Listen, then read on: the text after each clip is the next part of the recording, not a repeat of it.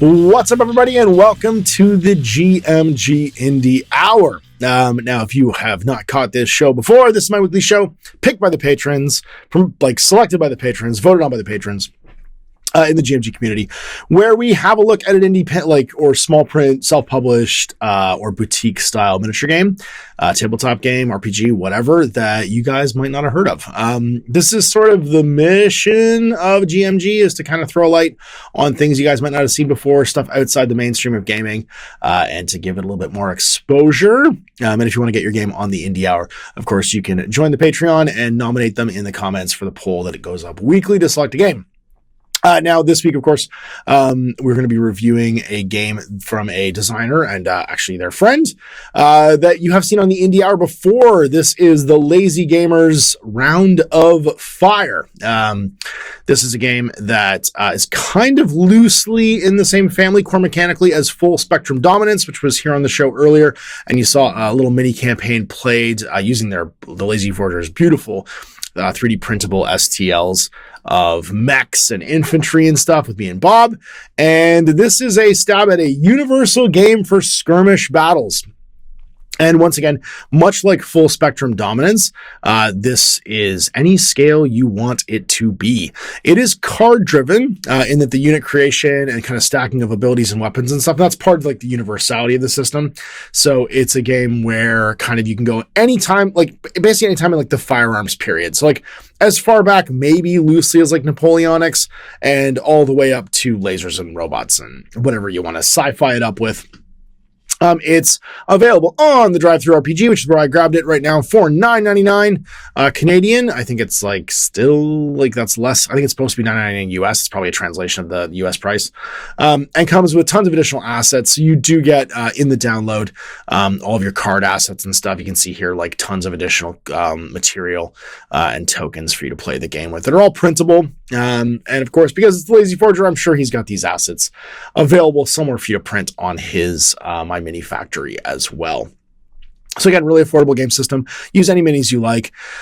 Think of this as a more granular grimdark future, right? So use whatever models you like, create your own custom army lists, make your own elements, and then play some games. So let's dive in and check out the actual rulebook. So you guys can have a look at it. It'll show you the assets. There'll be pictures of all the printable assets in here as well for you to check out. But they're separate files that you download, just image files that you can download and print in high res if you want. And I believe they're available for FSD as well. And Bob printed a bunch of the cards when we first played through the campaign, which was really handy. So let's have a look at the game system. This is, as usual, in color, with color blowouts, and Giacomo Pantalone and Federico Valsecchi. I'm butchering those names. These are names I've only read online and have only occasionally said out loud. Are the two authors here. Giacomo is the... Giacomo, I'm just gonna fucking butcher this, buddy. I'm so sorry. Is of course the author of FSD and the Lazy Forger himself. And you can see he's got tons of advisors and help here from a variety of online fans. Comes in a trim roughly 100 pages, goes to 94 there with the weight. And we have our full sort of mechanical explanation of the game, along with how to make factions. So you got some example factions here that are sort of more archetypical. The tech, the Wastelanders, the Agency, the Enlisted Army, the Rebel Militia. And the idea here is you could do anything from Star Wars to Mad Max to whatever you want, because the factions are more like an archetype of how would the army fight on the battlefield versus, this is the background of the universe and stuff like that. So the game itself, we've got some sort of core preamble here to get away with, and the concepts of the game are around this activation wheel. And this is a really unique principle, but we'll get a little bit more into that in a second. Effectively, there's 8 steps in the game. Actions can take shorter or longer amounts of time. And so think of it almost like a cooldown mechanic. You all start at a random spot on the board, and the game in the first turn, and then the game round will end after 8 activation steps. So everyone's cooldown meter basically determines what they can do over the course of the game. So It's not I go, you go. The game turns a little bit more integrated, and your ability to make activations in the first turn is a little more scattered, as you basically have a random amount of cooldown based upon your deployment and your arrival on the table. You have units and elements, so you just base things individually. That's the easiest for casualties. Basing doesn't matter because everything's measured from the center of a base. And your warband's going to be, like I said, between like 6 and 12 models, kind of based on their eliteness. So you have here, for instance, things like an assault team, right? 4 figures there. You would then add cards to them to make your unit like operate the way you want to in the game. And there's a supply counter for that. And like I said earlier, the game size is designed to be scaling. So you have everything from, the ability to play it in 6mm on like a 1x1 table surface where you have a grid in inches, or every movement distance unit is an inch, all the way up to playing on like a 4x4 table where, for instance, let's say your movement is going to be in 4-inch increments, like your DUs. That's what Bob and I did when we played FSD. We played on 4x4s. But the idea is that the distance unit scales with the miniatures. So you can make it bigger or smaller. You can use the miniatures that you like at the scale that you like, and you don't really have to worry about it. So, like, for instance, here, if you want to use, and there's ruler play and then gridded play. If you want to play it gridded, you can. Smaller games are probably easier to do gridded because you don't have to try and get a measuring device in there. Whereas bigger games, you can play on a grid and then just move them in squares, and it actually handles diagonal movement in a really interesting way.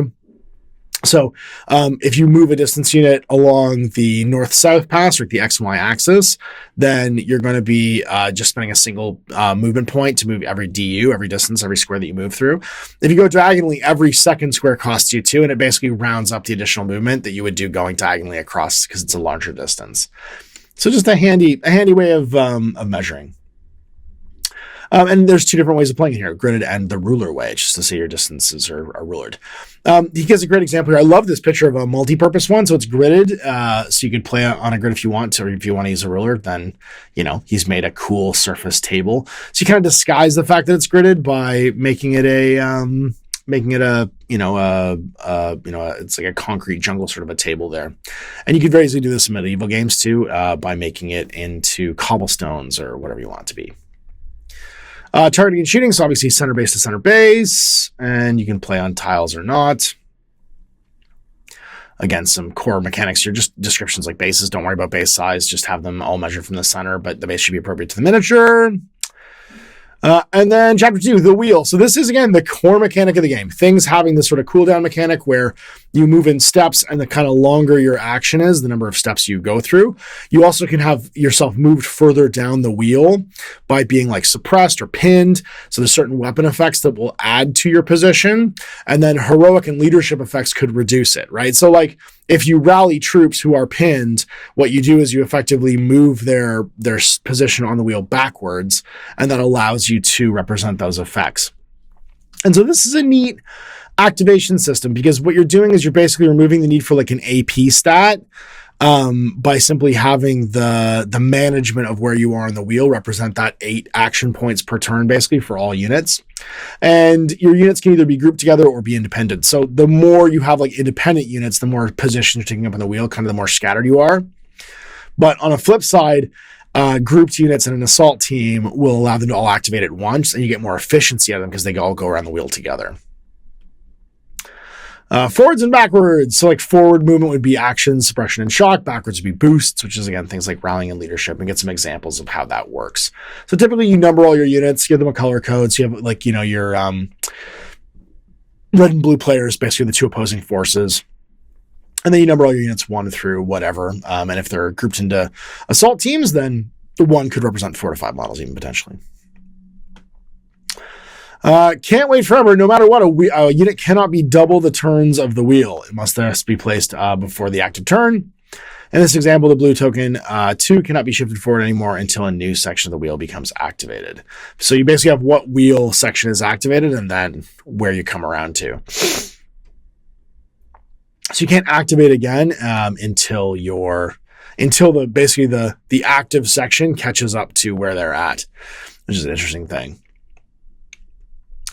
And that's actually, again, so the wheel thing is round of fire. I just got that. It's called round of fire because it's a wheel. Yeah. They did the thing. And And then how many is the turn wheel keeps track of the action time for each unit independently and can ideally work for any number of tokens. Within the turn, the activation order is set, so even if several units act in the same turn, there's no drawbacks. However, when too many tokens encumber the board, the tracking becomes messy, so we don't advise playing with more than 3 to 6 units per side because it's just hard to keep track of it all on the board. Then you get your actions. So once the unit's activated, each element has to perform one of the actions listed in their element card. All the following actions are discussed in detail in the next chapter. Movement actions will be used to change the position of the battlefield. So you have like a walk, a short walk, a walk, and a run. I would call the short walk a creep, maybe. It could be a translation thing. Or like a patrol, like you're sort of like patrolling slowly. And then each of those will have different costs. So a short walker would cost you 2 positions on the board, and then it's 3 for a walk, and I think it's 4 for a run. They make you pay for it. And then you got shoot, suppress, and assault, which are all like active, like doing things actions. And they allow the element to direct fire against the target, generally the nearest one. The firing modifiers are applied differently in shoot or suppression actions, but the dynamics remain the same, basically the same across them. The differences are in the purpose of the suppressing a target. Unit won't cause any damage, but it'll slow them down and make them gain positions on the wheel. And then you can also wait, and that just allows you to like position yourself to wait for other people to have activated already. So like it feels like you're wasting your opportunity to do something, but if you want someone to push ahead you during the activations, it could be worth doing to wait for a step. And you can wait any number of steps. And then finally, Overwatch. It's an action used to interrupt ongoing actions. So someone that's overwatching will be preliminarily moved up the wheel by a number of steps decided by the player and will remain on Overwatch until they activate again. So you can choose how many steps you're going to stay on Overwatch and be watching a position. If the shoot is triggered, however, the Overwatch is interrupted in the current step by the unit, and they'll have to take into account the steps required for firing. So basically what happens is the unit activates. I would say you'd have a separate Overwatch token numbered the same as the unit that you then put ahead up for how long you're waiting for. And then you move ahead to it if you ever reach that point without being triggered. But if you don't, and you're in that window, you then basically gain the shooting steps of activations from the point it's triggered at, which I think is a neat mechanic for Overwatch. But I would do a separate type of token, I think, for it on the board. Most other options will be on your card. Like, so if you have some special thing you can do, like boosting a squad or, digging in or whatever. If you're an engineering unit, that'll do it. And then in general, when a unit's activated, it'll be moved forward to the wheel from a minimum of 1 to a maximum of 7 steps. You can never go more than 7. When all the units in a wheel section have been activated, the step ends, and the unit in the next section are then activated, starting with the ones closer to the center. So basically, you move forward to that section of the wheel, and then everybody activates, and then those activations will push you ahead further on the wheel, and then you go to the next step. And if there's nobody there, you just keep moving until you get to the next step that has someone in it. It's possible and common that a unit performing a quick action like a short walk or a wait might be activated twice in a row. In fact, being able to perform quick actions will grant more chances of controlling the time flow by activating right before the enemy does or together with other allies. It's generally a characteristic of better trained troops. In the same vein, a leader can perform a boost action that moves a friendly unit's token backwards in the wheel to either counteract a suppression effect or enable a unit to be more effective during a combat situation by changing the order of the activations. We got a handy little example of play. It's some beautifully painted miniatures.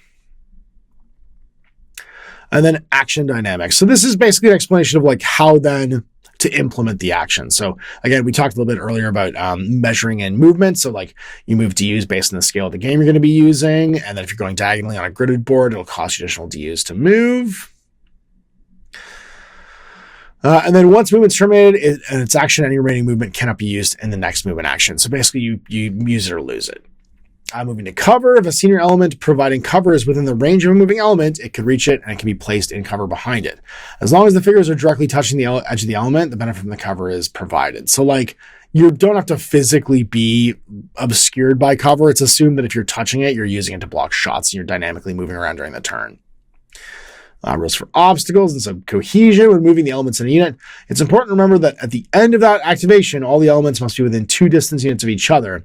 And situations using fire teams, the leader figure is used for measuring. So like, you have to be within, you can't spread it across the entire board, although it is a pretty wide, coherency, given the DUs in the game, unless you're using like 6 mil, and then you're basically going to be like almost adjacent. Splitting tiles. If an impassable scenery divides a tile in two, these can be considered individual tiles.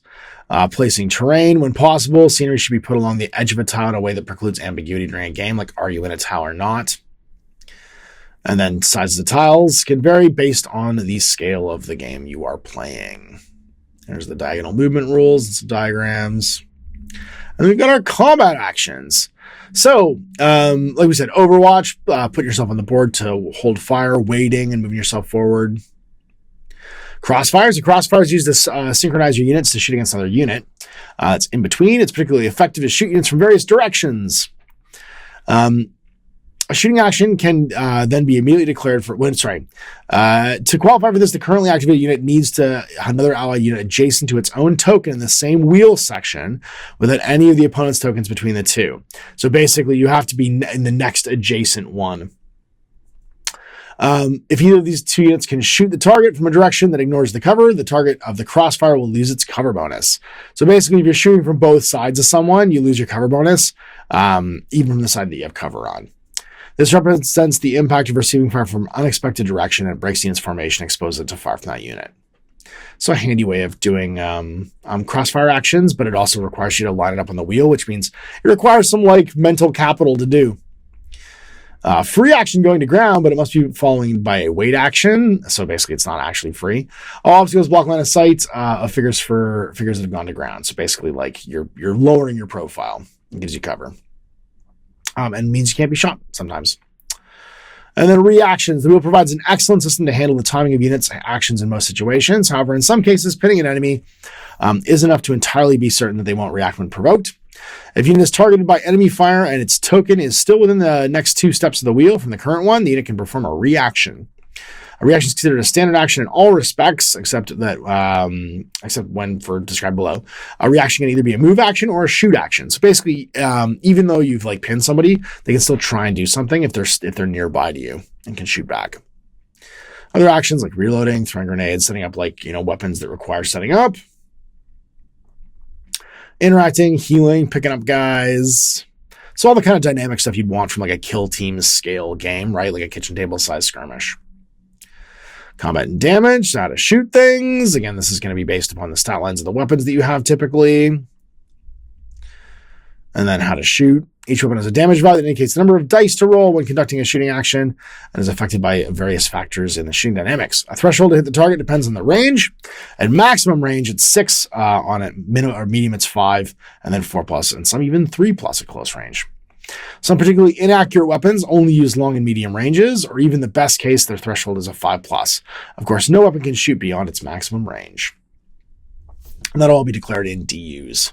So basic steps, the controlling player will declare a target for each figure in the element to shoot at. Each attack is performed independently, and the number of dice is equal to the damage value of the weapon. If any scenery elements or a block line of sight, reduce the number of the dice. So basically, you drop dice from the pool whenever you're in cover. If in cover, have that number rounded up. Those two penalties aren't cumulative. Therefore, in the case of obstructions, they're either -1 dice penalty or you haven't. So obstructions means your unit's, it's in the way of the shot, but the unit is not touching it. And then in cover means the unit's touching something that would block line of sight. Threshold hit depends on the range of the weapon. So better the weapon's effective range. And then the defender rolls 1 defense dice for each successful hit, adding as many dice as toughness and armor value. The dice provided by the armor value can be canceled if the weapon has piercing. So toughness can't be canceled, but piercing can get through armor. In any case, armor-piercing weapons cannot remove dice provided by toughness. Other mods are applied. The number of defense dice must be equal to the number of successful hits. I do wish he'd showed a unit card before this point, if that makes sense. He's got some cool art in here, but a note I would make is show me some weapon unit cards and show me a physical unit so that I can have some stuff. So this line of sight thing is great. In place of this art card, show me some weapon cards so I have it's the anatomy of that card becomes relevant to me. I would do half the picture that's here as a weapon card and then some metallic box text for describing the individual spots in the card and what it is. And then range and damage, I'd have a unit card here, I think. Cover types of cover. Like we said earlier, it's going to have dice, directions of cover, and can you get it from things shooting you. And then assaults. Elements that can do an assault will have to walk 2 action and a shoot action condensed into a single action. The shooting with the specified weapon must be performed at the end of the movement. So basically like run in and get people up like close. And the shock value weapon represents how dreadful a hit can be. Every time a weapon deals damage in a single roll to the target, the shock rule is applied. The enemy must shift forward the number of steps equal to the shock value of the weapon. So if a weapon has shock, like a flamethrower, for instance, or like grenades even, they might have a shock value because what it's doing is it's like pushing you. It's causing like morale damage. It's pushing you further up that board.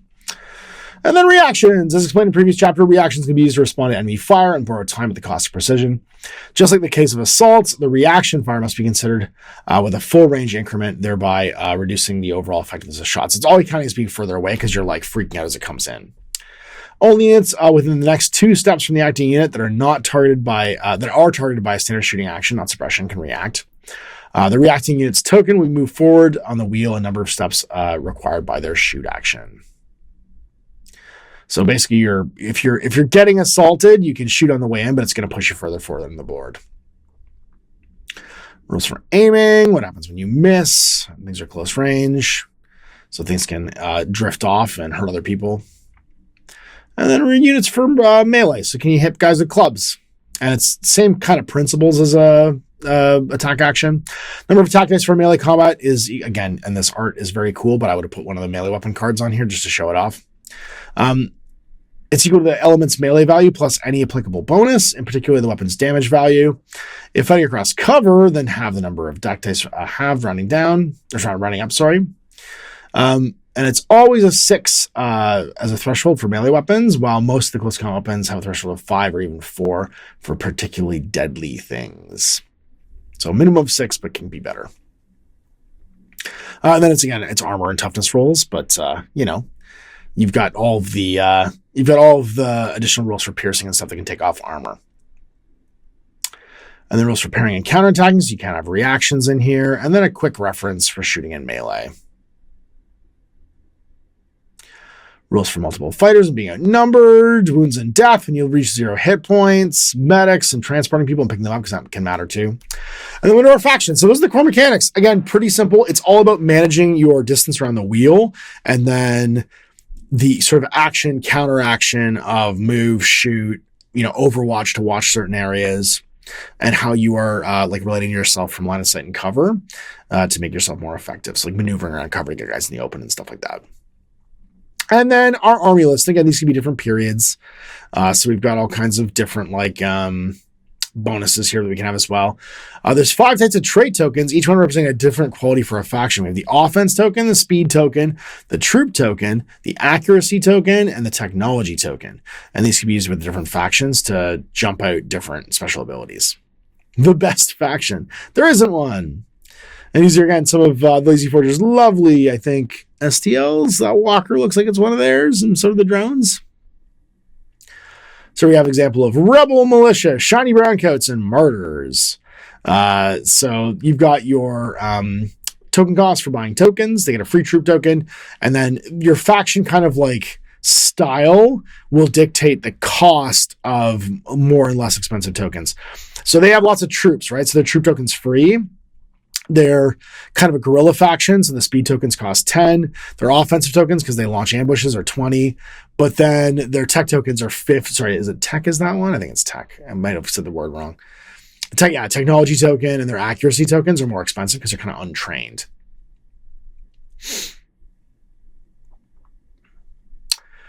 The enlisted army, again, so you're going to see differences here, right? So their lower costs for offense is the cheapest, but then lower costs for the speed and troop tokens, and a medium cost for tech and for accuracy. Agency, free speed tokens because they're like a special forces team, but the troops are the most expensive, right? Because they're highly trained. Offense is the next cheapest. Tech and accuracy are also fairly low at 20. Wastelanders can't buy tech and accuracy, but they get cheap access to troops, offense, and speed. And because they're undisciplined. And then the tech, free tech upgrades, cheap accuracy, relatively medium expensive for offense and troops, and then speed, they're slow. And then how to build your elements and units. So you get your default equipment and your extra equipment. So default is kind of like the thing that'll be on your core card, and then you get to add different weapons. That would be like adding a special weapon, like let's say a squad automatic weapon to like an assault team, a flamethrower or something like that. The one guy's got, and then you're gonna have your element cards. So now the anatomy card is down here. Again, this is the thing I would have put up. I would have put this section at least, and then just reference to it at the beginning under the core concepts, because I do think that the core rules will make more sense if you've seen one of these already. It's just a layout thing, but you have more reference for what's being talked about in the core rules when you've already seen one of these, I think. So again, your name, the hit points or number of figures. So like this heavy drone's a figure of 1, right? So you saw the assault one earlier on was like a 4-man team. Stats, so this one's armor 9. Its toughness, which is 0, so it doesn't roll any toughness dice at all. And then it has its actions. So it costs 3 to step, 4 to walk, cannot run, 3 to shoot, suppress, and assault. So now you were probably wondering why there's no action costs for the actions earlier on. And again, this is why I think I would lay this out differently. They're all unique to the character card. So your stats are really how much do you spend along the wheel in order to do things. That's your like, how fast am I? How tough am I? How strong am I? And again, I think it makes that whole section more relevant to talk about later on when you're like, oh, so like my heavy robot, he can't run and it costs him more than average to take a step or do a walk. And then he's got special abilities, mindless and slow movements. These are just like traits and stuff that would explain why he doesn't have a discipline stat or a run stat. And then you can see here the assault rifle. So it's got an AP of 1, a damage of 4, so it's rolling 4 dice to hit, and a shock of 1. It would add 1 step to somebody who took damage from it. Its ranges, so that's how many distance units you need to be to hit better. So it can shoot up to 12 distance units. So like on a 48-inch board, that's the board. But it's only hitting a 6. And then up to 4. So like on a 40-inch board, that would be 16 inches away. It's hitting on a 4. And then regular teams. So this one you can see our regulars team. It has 1 armor, 0 toughness, a discipline, and 2 melee. And then it's got 4 figures in the squad, right? So instead of having it's 4 1 hit point figures, basically. And those cost 60 points. And then we're going to go through and see all these different figures. So you have the optional equipment and stuff and how you're going to be playing a game. And your average like size of game is... I don't think it's actually expressed here yet. I think it's expressed later on. It's how many, I think it's in the scenarios you express your size of team. But assault teams, again, they cost you, you have to take an offensive upgrade for them. So it's 80 points plus an offense, right? The insurgents are 45 points plus a defense. So that you can see they get cheaper or more expensive based upon their style. So it's really how much do you pay for these units in your particular army? Officers, a runner, so kind of like an objective doer, a slabs, a big heavy guy, a rogue, a super spy, a spearhead, a heavy drone, which costs you 110 points plus attack, plus an accuracy, plus an offense. And this is a way of like kind of giving you more or less access to things. Droids cost you tech. Civilians, they're just free typically, but they might be on the battlefield for some reason. And we've got all of our point values for all different weapons. You can see all the different stats and stuff too. So like an assault grenade adds shock to things, has an AP value. Anti-grenades is an 8 AP. So like it would blow up that drone before with 9 armor. It would reduce it down to 1 defense dice. But as a fuse time along the stat. So again, fuse time is going to be along the circle, the wheel. And then how to play other settings like the gunpowder age. How would you like restrict things and change weapons? So here's muskets and carbines, long rifles and pistols, bows, if you want as well. So again, medieval ages and fantasy. So again, some more medieval weapons. And basically these just kind of reskin what you have access to, but you still use the same core stats for most things. All the abilities, all the special abilities that we tagged on a card. And then we get into an example of the skirmish rules and battles, playing big battles. So this is our like objective based gameplay, and how you build your team is going to be based usually on what you're doing. So the scenarios. You've got a golden rule, obviously. You always remember that your goal is to exterminate all the figures on the table. It's like less entertaining. You're trying to do the story thing that's in here. You're not just trying to kill everybody. Use your standard battlefields, place your scenery elements, and then your battle size. Scenarios usually play with 500 points per side. However, your asymmetric setups can have like a last stand happening, and they might be different. This is the average, is if you want to play like a pickup game, do 500 a side. But then if you're doing some type of like special mission, like a rescue mission where you're outnumbered, or even you're fighting the last man, you're all going to die, you might have a different version of the game to play with. And then here are some of the basic symmetrical scenarios. So we've got a double blind scenario. Two opposing factions are fighting in no man's land, trying to recover parts of a precious cargo that's scattered. Half each player's half. Each player will have a specific interest in some of the objectives, and then you protect the others. So you're using a 12DU like battlefield. You're playing 500 per side, and the objectives are to grab and move these objectives, and they can't be destroyed. So you're playing 5 rounds, no special rules. That means you're going to have a total of 40 activation steps to play through. You reach the main objective if you discover it for 20. Drop the main objective into your deployment zone for 10. Grab any other objective token from the enemy side and bring it to your area for 4. If you get your secondary, it's 10. Or it's taken away, it's minus 10. Then the secondary objective ends the game in the player's area. It's 5 VPs, and no tokens brought in the deployment area is minus 10 VPs. So you can gain and lose based on recovering your stuff.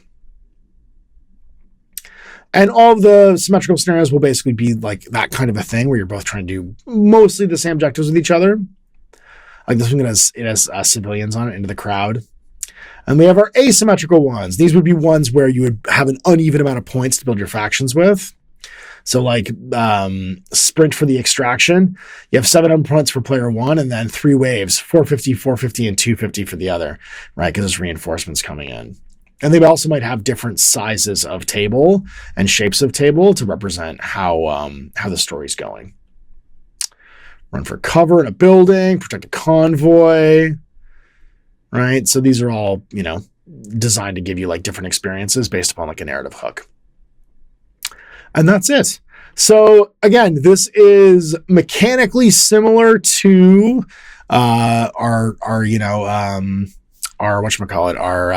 previous experience with Full Spectrum Dominance, in that you've got kind of like a customization and force building that's based on cards, but the wheel makes it very unique, and I think is a really fun and different game mechanic, because what it's doing is it's your core resource here is time, and I think that's a neat concept to play with. Instead of having like your core stats of your guys be the mechanical advantage, it's how do they interact with the time of each turn, and playing on average 5 turns. That's kind of what you're managing. The resource is going to be how quick or slow are they at moving around. And you're really going to have to get to know those units and how they behave on the battlefield to get the most out of them. Which I think for a skirmish game is more interesting and cinematic, because it's allowing you to set up tactics and tricks and stuff in like an interesting and unique way. And again, because this is on drive-thru for $10, I think you get your money's worth pretty powerfully from any miniature collection.